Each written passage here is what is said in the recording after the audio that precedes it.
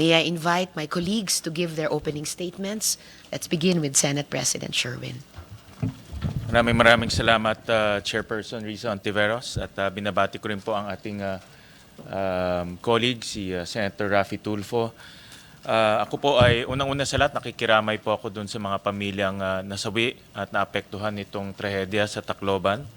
At nagpapasalamat rin po ako sa ating Chairperson ng Women and Children Committee sa napapanahon na hearing na ipinatawag ng ating Chairperson.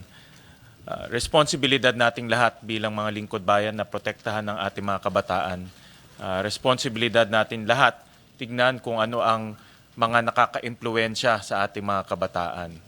At sa aking obserbasyon at pag-aanalisa, na nakita ho natin na ang teknolohiya, itong mga social media, itong mga violent games, ay hindi natin pwedeng ipagkaila na nakaka-apekto ito sa asal, sa mental health, at sa behavior ng ating mga kabataan.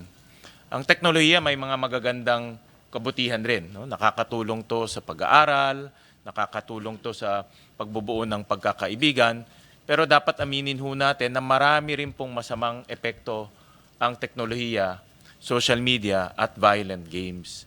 At ito ang dapat ho natin pag-aralan dahil hindi ho natin pwedeng isantabi dahil kung ito po ay lumala, pwede rin ho ito kumalat sa iba't ibang parte ng ating bansa, lalo na sa ating mga paaralan. Nabanggit po ng ating chairperson yung lumalabas na termino ngayon, yung nihilistic violent extremism, na ito po marami sa atin hindi ho alam kung ano ito. No? To be honest about it, nung narinig ko ho ito sa DOJ, hindi ko rin ho kabisado ano ito. Pero nung nag-umpisa ho tayong tignan, ako po ay kinalabutan dahil itong konsepto na ito ay tinuturuan ng ating mga kabataan maging violente nang wala pong dahilan.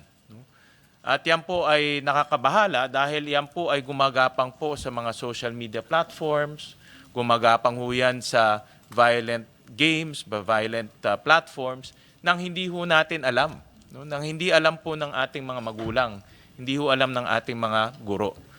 Kaya ho itong mga ganitong trends o ganitong mga bagong at nakakatakot na konsepto ay dapat ho nating bigyan ng pansin bago ho maging huli na, no? At kumalat to sa iba't ibang parte ng ating bansa. Kaya ho, nakikita ho natin na napakahalaga po itong pagdinig na ito dahil dito ho natin pag-uusapan itong mga konseptong ganito na marami sa atin na hindi ho kabisado.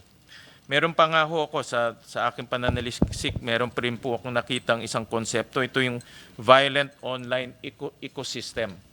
Na hindi lang ho natin tinitignan yung online games, kung hindi yung kabuuan ng mga iba't ibang impluensya na nakaka-apekto po sa bata. For example po, ang bullying. No? Ang bullying ay isang malalang problema ho sa ating bansa. Tinagurian nga ho tayong bullying capital of the world. Pero kung yung bullying, sinama ho natin kasama ang violent games, ito po ay makakalikha ho ng talagang nakakabahalang pag-iisip sa isang bata. At ito yung mga ganitong bagay na dapat ho nating bigyan ng pansin kaagad.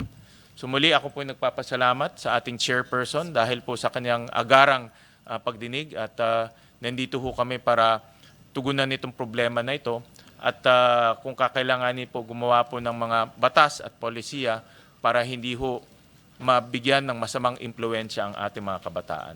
Maraming salamat, Chairperson.